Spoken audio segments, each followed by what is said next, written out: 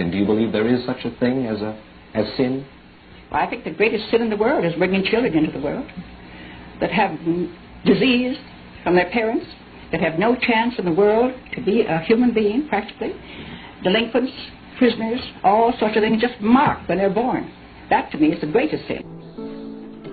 I'm Margaret Sanger.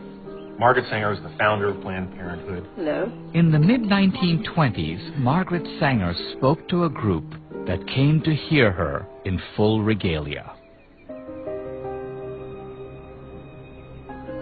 Eugenics means the release and cultivation of the better racial elements in our society, and the gradual suppression, elimination, and eventual extirpation of defective stocks, those human weeds which threaten the blooming of the finest flowers of American civilization. The most merciful thing that a large family does to one of its infant members is to kill it. In 1933, the Birth Control Review published Eugenic Sterilization, an Urgent Need, by Ernst Rudin, who was Hitler's director of genetic sterilization and the founder of the Nazi Society for Racial Hygiene.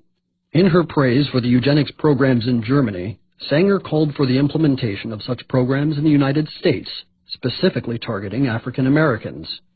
The following editorial was published in the 1932 issue of the Birth Control Review.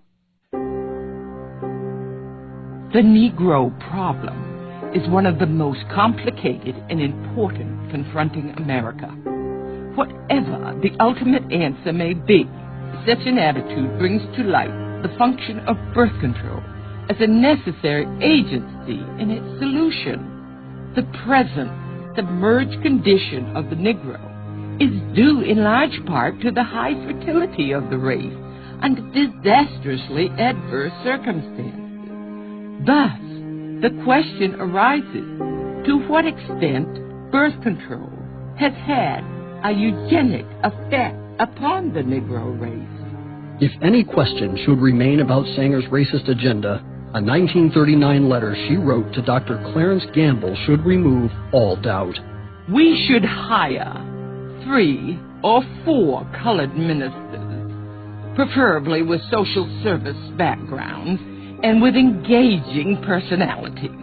The most successful educational approach to the Negro is through a religious appeal.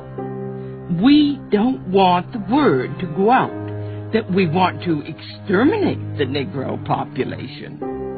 And the minister is the man who can straighten out that idea if it ever occurs to any of their more rebellious members.